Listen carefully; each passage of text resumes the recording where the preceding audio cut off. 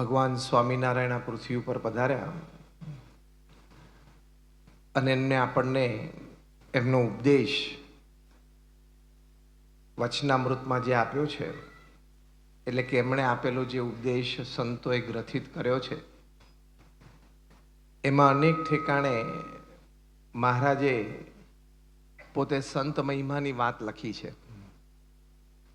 સંતના ગુણગાન ગાયા છે.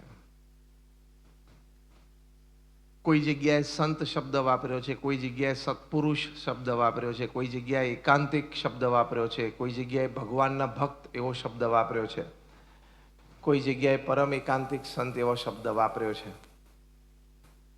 તે વચનામૃતના પરથારામાં યોગીજી મહારાજે એવી વાત લખી કે વચનામૃતમાં જ્યાં જ્યાં મહારાજે ભક્ત કે સંતની વાત લખી છે, તે બધે ઠેકાણે મૂળ અક્ષર મૂર્તિ ગુણાતીતાન સ્વામીને જાણવા, એટલે એવા ગુણાતીત સંતનો મહિમા મહારાજે વચનામૃતમાં લખ્યો છે. શ્રીજી મહારાજે પ્રથમના 21મા વચનામૃતમાં એવું કહ્યું કે ભગવાન જ્યારે પૃથ્વી ઉપર પધારે ત્યારે પોતાનું જે અક્ષરધામ, ચૈતન્ય મૂર્તિ એવા જે પાર્ષદ અને પોતાનું સમગ્ર ઐશ્વર્ય તે સહિત જ પધારે છે. ઐશ્વર્ય સહિત પધારે એ વાત આપણે સમજીએ, ચૈતન્ય મૂર્તિ એવા જે પાર્ષદ તે સહિત પધારે પણ સમજીએ, પણ અક્ષરધામ સહિત પધારે છે એટલે શું? અક્ષરધામનું વર્ણન તો બધું ધામરૂપ છે ને અધોઉર્ધ્વ અને પ્રમાણે રહિત છે, પણ મહારાજે કહ્યું કે અક્ષરના બે સ્વરૂપ છે. એક ધામરૂપે અક્ષર મહારાજને અને મુક્તોને ધરી રહ્યું છે, અને બીજું મૂર્તિમાન અક્ષર જે મહારાજની સેવામાં છે, એટલે અક્ષર મૂર્તિમાન પણ છે, તો પોતાના અનાદિ સેવકને પણ પોતે સાથે લઈને પધારે છે. આટલી સ્પષ્ટ વાત મહારાજે આ વચનામૃતમાં લખી છે. તો પણ સત્પુરુષની કૃપા હોય તો જ સમજાય એવું છે. સ્પષ્ટ વાત છે, ચોખ્ખા શબ્દોમાં છે, તો પણ સત્પુરુષનો આશરો અને સત્પુરુષની કૃપા હોય તો જ સમજાય. એ જે સંતરૂપે અક્ષરધામને લાવ્યા એનો બધો મહિમા એ લખ્યો છે, યોગીજી મહારાજે આપણને સમજાવ્યો. તો મહારાજે કેટલો બધો મહિમા લખ્યો છે.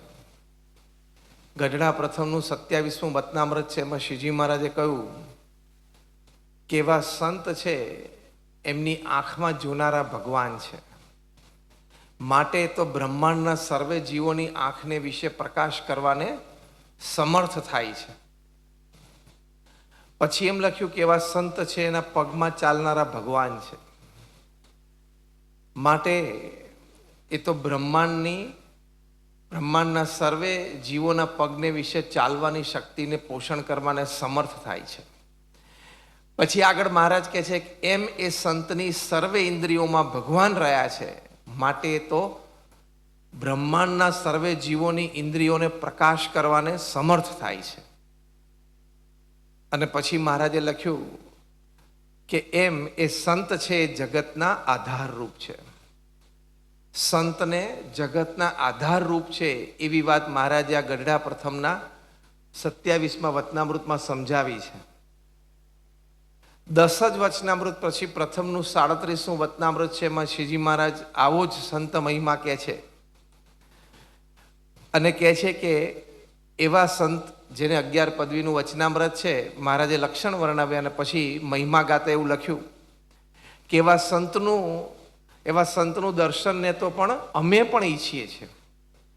એવા સંતના દર્શનને તો અમે પણ ઈચ્છીએ છીએ. એને દુખાવતા થકા મનમાં બીએ છે. એના કરતાં પણ આગળ વાત લખી કે એવા સંતની ચરણ રજને અમે પણ ઈચ્છીએ છીએ. હવે આ 3 વાક્ય કેવા કહેવાય?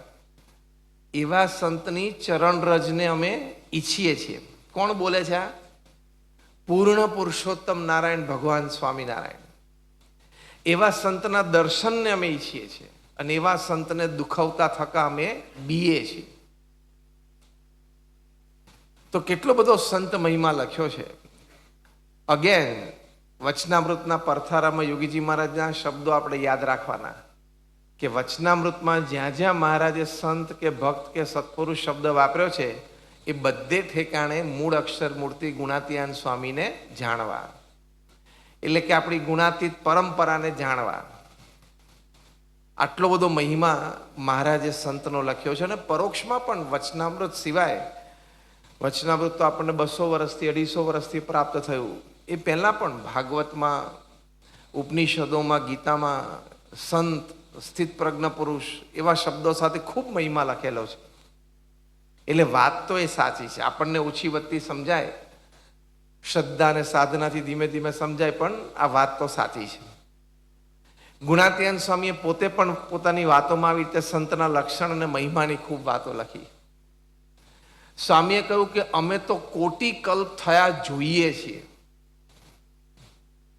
હવે આપણે આ અનુભવના શબ્દો આવા કંઈક કહેવા હોય તો આપણી 54 વર્ષની ઉંમર હોય તો બહુ તો આપણે શું કહી શકીએ કે 54 વર્ષથી હું જોતો આવ્યો છું. ભલે બાળપણના 5-10 વર્ષમાં તો કંઈ સમજણ પડતી ના હોય, એ કાપી નાખે તોય શું કે 40-45 વર્ષથી હું અહીંયા વડોદરા શહેરમાં રહું છું ને મેં આ બધું પરિવર્તન જોયું છે. એટલે આપણે બહુ તો એવા 40, 50, 60, 70 વર્ષની વાત કરી શકીએ. ગુણાતીયન સાંઈ શું બોલ્યા? અમે તો કોટી કલ્પ થયા જોઈએ છીએ. કોટી કલ્પ કોણ જોઈ શકે? અક્ષર અને પુરુષોત્તમ બે જ જોઈ શકે.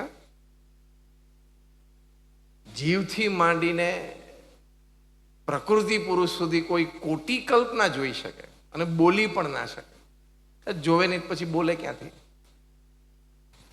એટલે કોટી કલ્પથી કોકનું અસ્તિત્વ હોય ને, એટલે કે અનાદિથી જેનું અસ્તિત્વ, એ જ આ શબ્દો ઉચ્ચારી શકે, નહીં તો બીજો ઉચ્ચારી ના શકે. ગુણાતીયન સ્વામીએ કહ્યું આપણે આ વાત કે અમે તો કોટી કલ્પ થયા જોઈએ છે, 50 કોટી જોજન પૃથ્વીમાં આવા સાધુ નથી. 50 કોટી જોજન પૃથ્વી ઉપર આવા સાધુ નથી. કારણ કે ગુણાતીયન સ્વામી કહ્યું કે મહારાજની કહેલી વાત, કે મહારાજે કહ્યું કે આ સાધુને આ નિયમ અમે અક્ષરધામમાંથી લાવ્યા છે, એટલે બીજે ક્યાંય મળે નહીં ને. ઇમ્પોર્ટ કરેલી કોઈ આપણી મટીરિયલિસ્ટિક પ્રોડક્ટ હોય, એ પણ આપણા સ્થાનમાં ન બનતી હોય અને ત્યાં જ બનતી હોય. એક ભાઈ આજે સવાર અમને મળેલા, ટાયરનો ધંધો કરે છે. ટાયર્સ આવે ને એનો ધંધો કરે છે. એટલે આપણને આમ સામાન્ય લાગે કે ભાઈ આ ટાયરનો ધંધો કરે, ટાયરની લે વેચ કરે છે.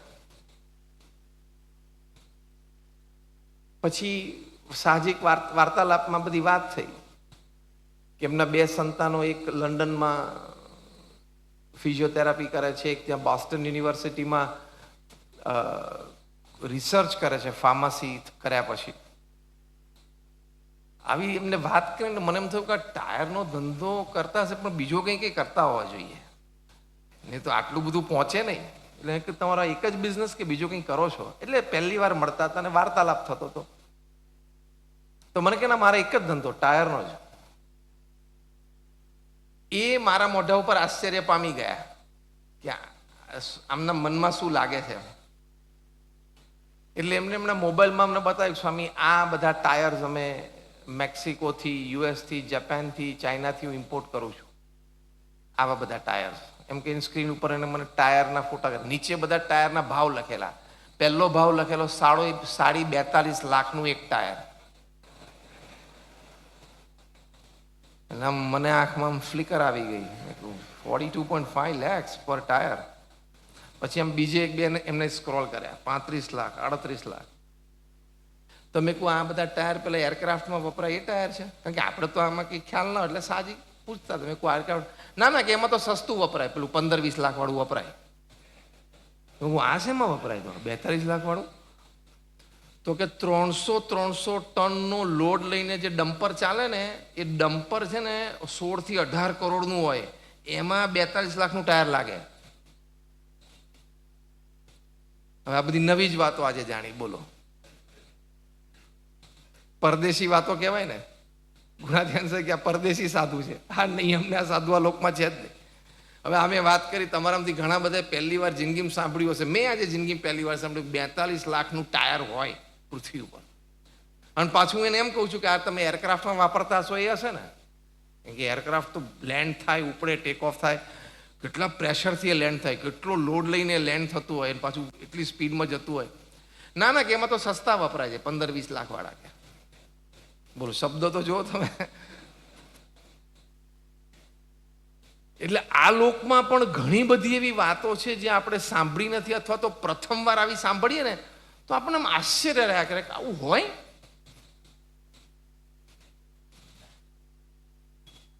આવું હોય આમ, પણ આવું હોય એમ મહારાજે આ બધી વાતો કરી પ્રકૃતિ પુરુષ પરની, એ બધી આપણને એમ લાગે કે આવું હોય. પણ આપણે પ્રમુખ સ્વામી મહારાજને, મહંત સ્વામી મહારાજને જોયા, થોડા સમજ્યા, જાણ્યા, સમાગમ કર્યો, એમની આજ્ઞામાં આપણે રહેવાનો પૂર્ણ પ્રયત્ન કરીએ છીએ. એટલે આપણને આ બધી વાતો અહીંયા આપણે બેઠા છીએ આપણને બધાને મનાય છે. ભલે એનો સાક્ષાત્કાર નથી થયો પણ મનાય તો છે કે 100% સાચી વાત છે. તો ભગવાન આવા સંત દ્વારા પ્રગટ છે, અક્ષર બ્રહ્મ દ્વારા પ્રગટ છે. એ મહારાજે પોતે વાત કરી છે, એની અનેક વાતો છે. અત્યારે આપણે વિષય જુદો છે એટલે એમાં ઊંડા ઉતરતા નથી. પણ આપણા ગુરુહરિ પ્રમુખ સ્વામી મહારાજ ને મહંત સ્વામી મહારાજ એ અક્ષરધામનું સ્વરૂપ છે. ભગવાન સ્વામિનારાયણ એમના દ્વારા સાક્ષાત પ્રગટ છે. બાકી આવું જીવન, આવી પવિત્રતા, આવી દિવ્યતા, આવો પ્રભાવ, આવો લીલો પલ્લવ સત્સંગ એ શક્ય જ નથી, પોસિબલ જ નથી. તો મહંત સ્વામી મહારાજ તો જો ગુરુપદે 83 વર્ષે આવ્યા. પહેલા તો દુનિયામાં કોઈ એવી મલ્ટીનેશનલ કોર્પોરેશન, MNC કે કોઈ કંપની નથી જ્યાં 83 વર્ષની ઉંમરે કોઈ વ્યક્તિ CEO બન્યો હોય. ચેરમેન બને, ચેરમેન એમેરિટસ બને, CEO ના બને. CEO એટલે સવારે 8 વાગ્યાથી રાત્રે 10 વાગ્યા સુધી વહીવટ વ્યવહાર કરવાનો. 83 વર્ષની ઉંમરે એમને જવાબદારી સ્વીકારી, હસતા મોઢે સ્વીકારી. અને કોઈ સ્વીકારે, ચલો રોજ સાંજે આસન ઉપર બેસવાનું, 25,000 હરિભક્તો દર્શન કરવા આવે, માન મોટપ મળે. પણ સાંજ પડે પરફોર્મન્સ આપવું પડે. You have to perform, you have to create results by the end of the day. Mahant Swami મહારાજે પરફોર્મન્સ આપ્યું. છેલ્લા 9 વર્ષમાં પોતાની ઉંમર 83 થી 92માં એમણે 490 થી 500 જેટલા મંદિર, હોસ્પિટલ, હોસ્ટેલ, સ્કૂલ, કોલેજની રચના કરી. એમાં અક્ષરધામ, રોબિન્સવિલ કે BAPS હિન્દુ મંદિર, અબુધાબી અને બધા તો એક્સ્ટ્રાઓર્ડિનરી.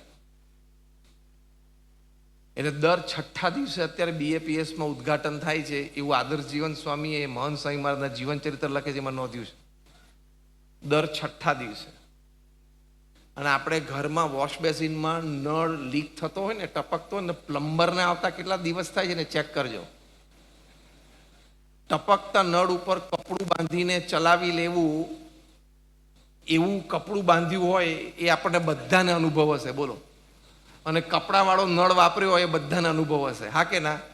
જોરથી તો કંઈક બોલો. એટલે પ્લમ્બરને આવતા 2-3 દિવસ થાય ને 6ઠ્ઠા દિવસે એક સંસ્થા, એક હરિમંદિરનું ઉદ્ઘાટન. કેટલું મોટું તંત્ર.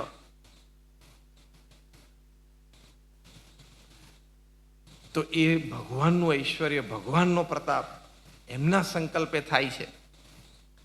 તો દરેકને એમના પ્રત્યે અહોભાવ થાય છે. પ્રતિષ્ઠિત મહાનુભાવો હોય, પોતાના ક્ષેત્રમાં વિશિષ્ટ પ્રાપ્તિ કરી હોય, અનબિલિવેબલ અચીવમેન્ટ્સ કર્યા હોય, એ એકવાર મહંત સ્વામી મહારાજને જોવે, મળે, વાત સાંભળે. એક તો મહંત સ્વામી મહારાજ બહુ ઓછું બોલે, તો જે થોડું બોલે ને એમાં એ પ્રભાવ નીચે તો આવી જ જાય છે. ડૉક્ટર સુધાંશુ ભટ્ટાચાર્ય, જે આમ ડૉક્ટર ભટ્ટાચાર્ય તરીકે પ્રસિદ્ધ છે, જેમણે મહંત સ્વામી મહારાજનું બાયપાસ ઓપરેશન 1998માં કરેલું. એ તમે એ વ્યક્તિનું બેકગ્રાઉન્ડ જુઓ તો એ વ્યક્તિ છે ને દુનિયામાં કોઈથી પ્રભાવિત ના થાય. કારણ કે પોતે જ એક અતિ પ્રભાવિત વ્યક્તિ, એટલે અતિ પ્રભાવશાળી વ્યક્તિ છે. અત્યાર સુધી મેં 15,000 ઓપન હાર્ટ સર્જરી કરી છે. એટલે એના ફિલ્ડમાં એનું અચીવમેન્ટ કેવું કહેવાય? 15,000 ઓપન હાર્ટ સર્જરી. હૃદયના વાલ જે બદલવાના હોય ને એની માટે એમને પોતે નવા ઇન્સ્ટ્રુમેન્ટ્સ ડેવલપ કર્યા છે. Is a pioneer. અને નવા ઇન્સ્ટ્રુમેન્ટ્સ ડેવલપ કરીને એને પેટન્ટ કર્યા છે. આંતરરાષ્ટ્રીય મોટી મોટી હોસ્પિટલમાં વાલ બદલવા માટે ડૉક્ટર ભટ્ટાચાર્યના ઇન્સ્ટ્રુમેન્ટ્સ વાપરવામાં આવે છે, એમને ક્રેડિટ અને રોયલ્ટી મળે છે. એટલે ઓપરેશન સિવાયની ખાલી એમના રોયલ્ટીની આવક જ જંગી છે. ઓપન હાર્ટ સર્જરીમાં એક પ્રોસેસ છે, લીમા વાય ગ્રાફ્ટિંગ. વાય એટલે કેપિટલ વાય, આલ્ફાબેટિકલ વાય. એનું સંશોધન એમણે કર્યું છે. એની માટે એમને ભારત સરકારે મેડિકલ પ્રોફેશનમાં કોઈએ અતિ સારું યોગદાન આપ્યું એની માટેનો શ્રેષ્ઠ એવોર્ડ છે ધન્વંતરી એવોર્ડ. એ ડૉક્ટર ભટ્ટાચાર્યને આપેલો છે. અને દેશ પરદેશમાં અનેક ખિતાબો. એણે મહંત સ્વામી મહારાજનું બાયપાસ ઓપરેશન કર્યું. વર્ષો પછી 2017માં જ્યારે મહંત સ્વામી મહારાજ ગુરુપદે આવ્યા ત્યારે અમદાવાદમાં એક મુલાકાતમાં ડૉક્ટર ભટ્ટાચાર્ય, કારણ કે અઠવાડિયે કે 10 દિવસે એકવાર અમદાવાદ આવે છે, અને અમદાવાદમાં લાઇનઅપ થયેલા 8-10 ઓપરેશન દિવસમાં કરી નાખે, પાછા સાંજે બોમ્બે જતા રહે. વાર્તાલાપમાં એણે કીધું કે that was the day where I experience some divinity. એ દિવસ એવો હતો ને જ્યારે મને દિવ્યતાનો અનુભવ થયો હતો. महंत स्वामी महाराज નું ऑपरेशन કર્યું પછી એમને થયું કે मुझे ऑपरेशन की फी नहीं लेनी है. मेरे अंतर में ऐसी भावना हो रही है, मुझे ऐसा लग रहा है कि मुझे ऑपरेशन की फी नहीं लेनी है, कि मारे નથી લેવી. એ તો એક સદભાવ. પણ महंत स्वामी महाराज 2016ની સાલમાં સ્વામી ત્યાં 2016માં ફ્લાઇટમાં નાગપુર જતા હતા ત્યારે ત્યાં નારાયણ ચરણ સ્વામી, આત્મસ્વરૂપ સ્વામી, તીર્થ સ્વરૂપ સ્વામી બધા પ્રમુખ સ્વામી મહારાજના મહિમાના પ્રસંગો ફ્લાઇટમાં કહેતા હતા સ્વામીને. કારણ કે સ્વામી બાપાને ધામમાં ગયા હજી 3 મહિના થયેલા, એટલે સાજી બધી વાત નીકળી. એમાં તીર્થ સ્વરૂપ સ્વામીએ આ ડૉક્ટર ભટ્ટાચાર્યની વાત પ્રમુખ મહંત સ્વામી મહારાજને કરી કે આ માણસ પોતાના ક્ષેત્રમાં એટલા હોશિયાર છે અને એટલી બધી એમને અચીવમેન્ટ્સ છે કે કોઈ પર્સનાલિટીથી પ્રભાવિત ન થાય. પણ એ ડૉક્ટર સુધાંશુ ભટ્ટાચાર્ય એમની ઓફિસમાં અને બેડરૂમમાં આપનો ફોટો 1998થી રાખેલો છે. અને તીર્થ સ્વરૂપ સ્વામી કીધું કે સ્વામી એમને મળ્યા, ઘણી વખત મળ્યા છે, પણ એકવાર મળ્યા ત્યારે વાત કરી કે મને જે એ વખતે ડિવિનિટી, દિવ્યતા, હું એનું વર્ણન નથી કરી શકતો. I don't have word. Same શબ્દ એમને 2017માં અમદાવાદમાં મહંત સ્વામી મહારાજને કહેલા કે I don't have the words to describe that experience. એ અનુભવનું વર્ણન કરવા માટે મારી પાસે શબ્દો નથી. કારણ કે માયા પરનો અનુભવ થયો હોય એ માઇક ભાષાથી તમે અનુભવ કરી દે એટલે વર્ણવી કરી દઈ શકો, પણ ડિવિનિટીનો અનુભવ થયેલો. ડૉક્ટર કિરણ દોશીને પ્રમુખ સ્વામી મહારાજે આજ્ઞા કરેલી કે તમે ઓપરેશન થિયેટરમાં મહંત સ્વામી મહારાજનું બાયપાસ થાય ત્યારે હાજર રહેજો ફૂલ ટાઈમ. અને પોતે પણ એક લીડિંગ ફિઝિશિયન એટલે એ ઓથોરાઇઝ એટલે જઈ શકે અંદર. એમ આપણા જેવા લેમેન અંદર ઓપરેશન થિયેટરમાં ઊભા ના રહી શકે. પણ ડૉક્ટર કિરણ દોશી અને એમને અશ્વિન મહેતા કે ડૉક્ટર ભટ્ટાચાર્ય સાથે મિત્રતા, એટલે એમણે કીધું કે મને પ્રમુખ સ્વામી મહારાજને આજ્ઞા, તો કે વેલકમ. એટલે ભટ્ટાચાર્ય કીધું તમે ઊભા રહેજો બાજુમાં, એટલે ખાલી ત્યાં ઊભા રહેવાનું જ હતું. ડૉક્ટર ભટ્ટાચાર્ય એમના પેશન્ટનું ઓપરેશન કરે પછી ક્યારેય પેશન્ટની પોસ્ટ ઓપરેટિવ ટ્રીટમેન્ટ ચાલતી હોય એમાં એને મળી ના શકે. એમની ટીમને એના જુનિયર્સ મળતા હોય કારણ કે એમની પાસે ટાઈમ નથી.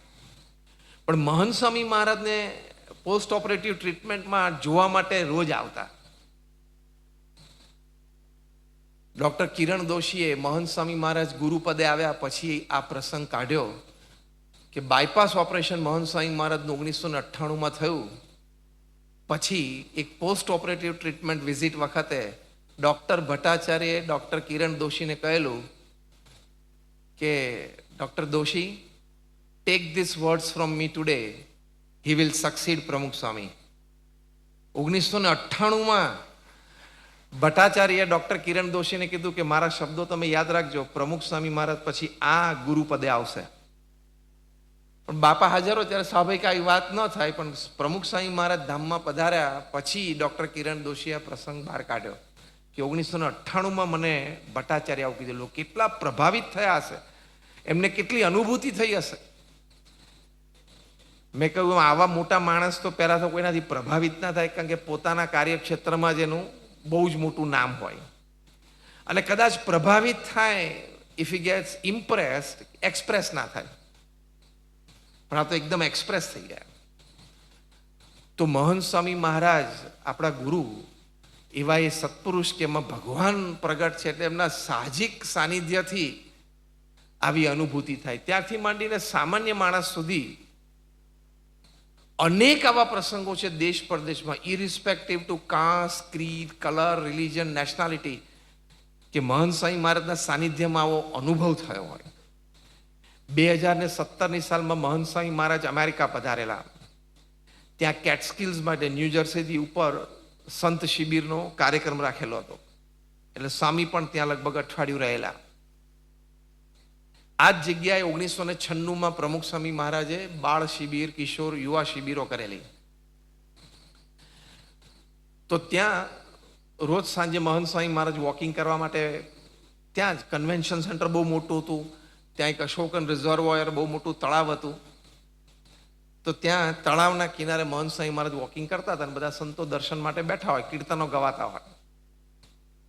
એ વખતે ત્યાં એક મેનેજર તરીકે કામ કરતો વ્યક્તિ કેવિન ગોડબાય એ ત્યાંથી નીકળ્યો ને પછી એના પગ સ્થિર થઈ ગયા. એ મહંત સ્વામી મહારાજની સામે આમ ફૂલ વોક દરમિયાન સામે આમ જોતો રહ્યો અને પછી ધીમે ધીમે સરકતો સરકતો સંતો જ્યાં બેઠા તેની પાછળ આવીને ઊભો રહ્યો. અને જેમ સંતો મહંત સ્વામી મહારાજના વોકિંગના દર્શન કરતા તેમ એ પણ દર્શન કરવા લાગ્યો. કોઈ સંતની નજર ગઈ અને જોઉં કે આમ એક ધારી નજરે એ મહંત સ્વામી મહારાજના દર્શન કરતો હતો. એટલે સંતે સાહજિક પૂછ્યું કે યોર ગુડ નેમ? એટલે એને કીધું કે I am one of the managers here at the convention centre, my name is Kevin Godby. તો કે પેલા સંતે પૂછ્યું કે are you searching for something, કે તમને કંઈક કામ છે, તમારે કંઈક જરૂર છે, એની માટે ઊભા છો? તો આને એમ કે મહંત અહીંયા એમના અનુયાયીઓ સિવાય કોઈ ઊભા નહીં રહી શકતા હોય, કારણ કે આ લોકો પાસે એ બધા એ બધી વિચારધારા બહુ હોય. એટલે એણે પૂછ્યું કે કેન આઈ સ્ટેન્ડ હિયર? એટલે સંતે કીધું હા, તમે ઊભા રહી શકો, યુ કેન. તો કેવિન ગોડબાએ થોડી વાર ઊભા રહ્યા. પછી એમણે કહ્યું કે I am feeling peace, I am feeling calmness, I am feeling serenity in his presence. કે આ ચાલે છે ને એમની હાજરીમાં મને બહુ શાંતિ અને સેરેનિટી એટલે પરમ શાંતિની અનુભૂતિ થાય છે, which I have never experience. કોઈ દિવસ મેં એની અનુભૂતિ કરી જ નથી.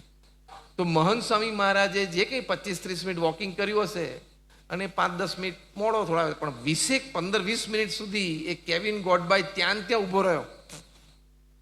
2 વખત સંતોએ કીધું, ચેર આપી કે તમે બેસો. તો કે ના ના, એને એમ કેવું મારે આ જગ્યાથી ખસવું નથી, એમ અહીંથી મને આ વાઇબ્રેશન્સનો અનુભવ થાય છે.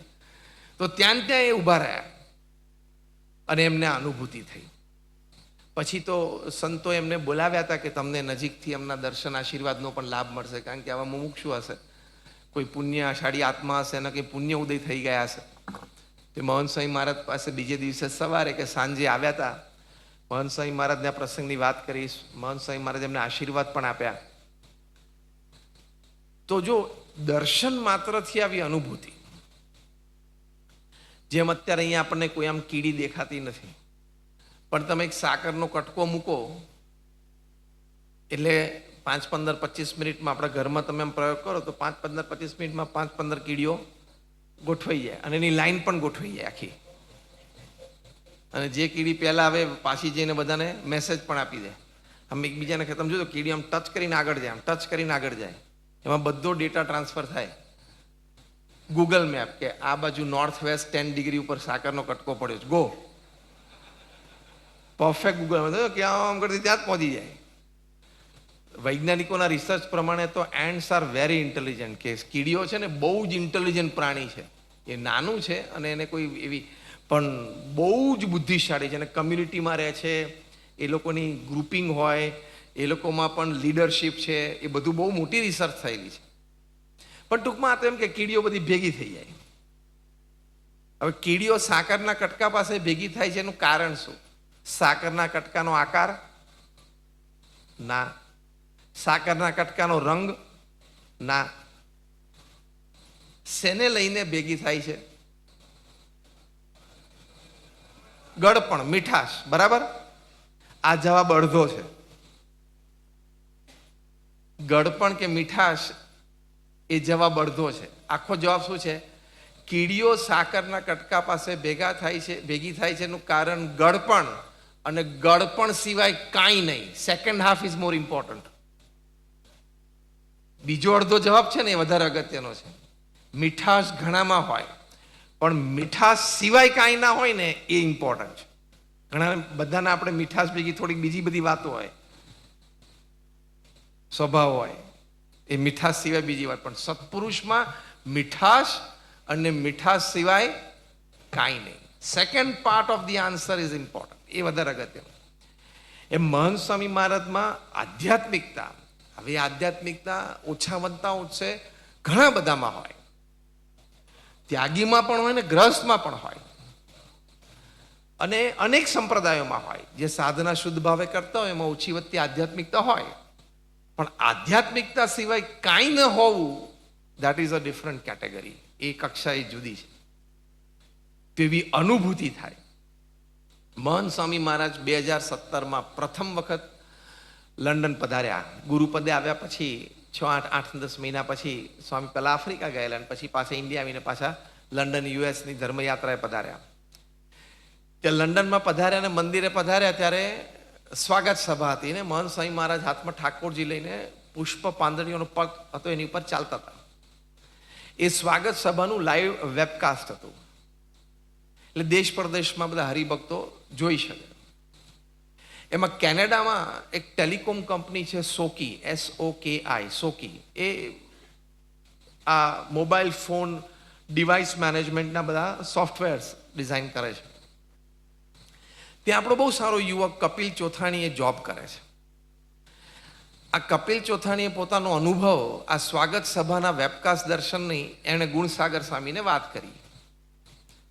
મહંત સ્વામી મહારાજ લંડનની યાત્રા પતાવી, એટલે યુકેની યાત્રા પતાવી અને પાછા US પધાર્યા.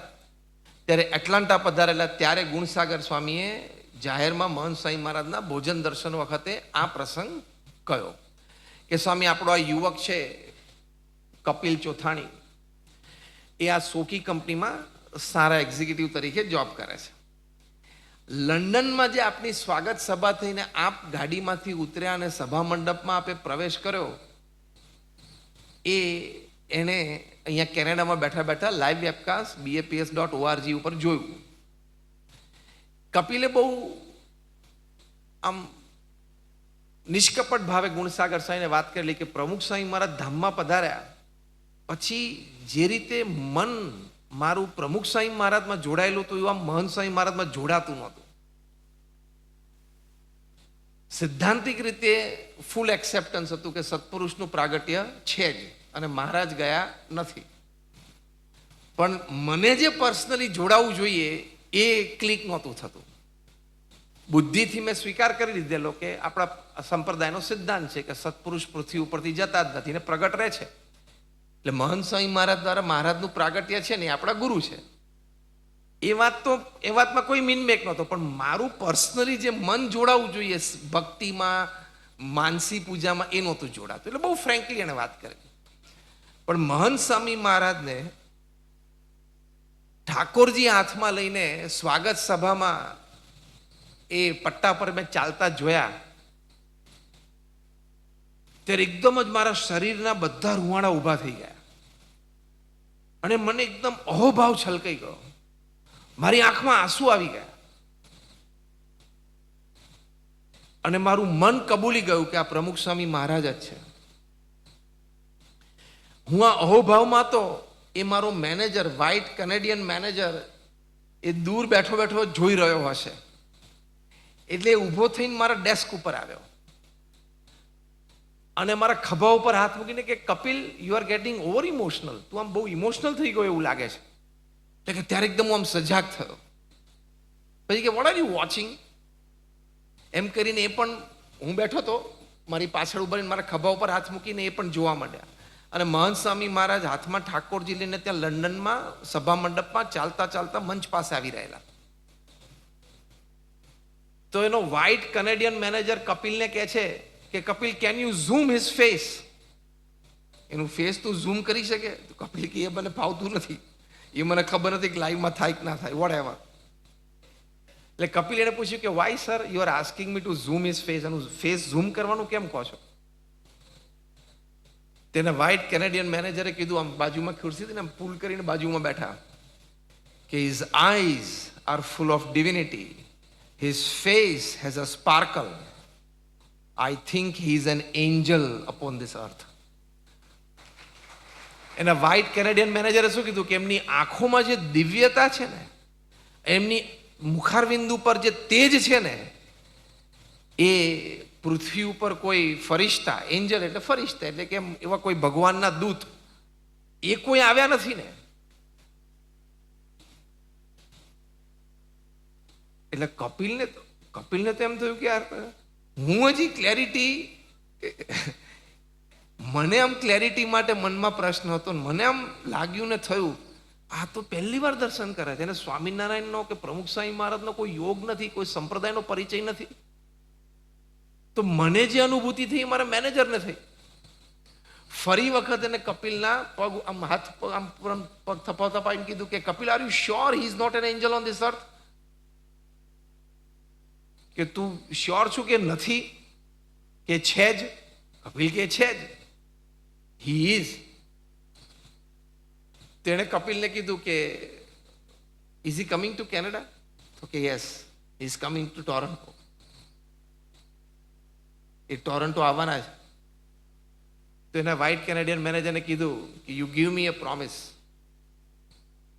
તો કપિલ કે શું? કે I want to meet him in person, કે મારે એમને વ્યક્તિગત મળવું છે. કપિલ કે હું મળાવીશ. અને એમને મળાવ્યા જ્યારે, ત્યારે એમને પણ ખૂબ આનંદ થયો. મહંત સ્વામી મહારાજે ખૂબ પ્રેમથી એમની સાથે આમ હાથ મિલાવીને ખભા ઉપર હાથ મૂકીને એમને આશીર્વાદ પણ આપેલા, એ 2017માં ટોરન્ટોમાં. હવે એ વખતે મહંત સ્વામી મહારાજની ઉંમર 84 વર્ષની. 84 વર્ષે ખાલી એમના હાથમાં ઠાકોરજીને ચાલતા જોયા તો એક વ્હાઇટ કનેડિયન વ્યક્તિને આટલો બધો અહોભાવ થયો ને. એ સાચો જ્યારે ટોરન્ટો મંદિરે મહંત સ્વામી મહારાજ પધાર્યા ત્યારે દર્શન કરવા માટે આવ્યા. તો આવી અનેક અનુભૂતિ એમના દર્શનથી, એમના શબ્દોથી, એમની વાણીથી અનેક લોકોને થયો છે. 2016ની સાલમાં સ્વામી પ્રમુખ સ્વામી મહારાજ ધામમાં પધાર્યા. ઓગસ્ટની 13મી તારીખે, 17મી તારીખે અગ્નિ સંસ્કાર થયો. પછી 20મી તારીખે અમારે નાગપુરમાં એક કોન્ફરન્સમાં જવાનું હતું. હવે કમિટેડ પ્રોગ્રામ હતો. એટલે મહંત સ્વામી મહારાજને અમે ત્યાં સારંગપુરમાં કહ્યું કે સ્વામી આવી રીતે છે, તો આ પારાયણમાં અમે હાજર રહીએ તો એમને ના પાડી દઈએ. મહંત સ્વામી મહારાજે એ 17મી તારીખે અગ્નિ સંસ્કાર પછી જ રાત્રે જ અમને વાત કરી, સ્વામી કે ના, કમિટમેન્ટ છે ને, તમે જાઓ. એટલે પછી અમે અહીંયા સારંગપુરથી અટલાદરા આવ્યા અને અટલાદરાથી બીજે દિવસે પછી અમે નાગપુર જવા માટે નીકળ્યા. પાછા આવતા હતા મુંબઈથી બરોડા 21મી તારીખે. ત્યારે અમારી બાજુમાં એક વ્યક્તિ થોડા આધેડવડથી વધારે વયના ઉંમર હશે, મે બી 60-65 હશે. એટલે સાહજિક વાર્તાલાપ શરૂ કર્યો. મેં કીધું કે અમે we come from BAPS Swaminarayan સંસ્થા, you might have seen Akshardham at Gandhinagar or Delhi, we come from that organization. એ સંસ્થાના અમે સંતોષી, આર ગુરુ પ્રમુખ સ્વામી. એવું ક્યાંક તો ક્લિક થશે ને, BAPS ને અક્ષરધામ ને પ્રમુખ સ્વામી, એકાદું બ્રાન્ડ નેમ તો એને ટચ થઈ જશે. એટલે કે હા, અક્ષરધામ મને ખબર છે.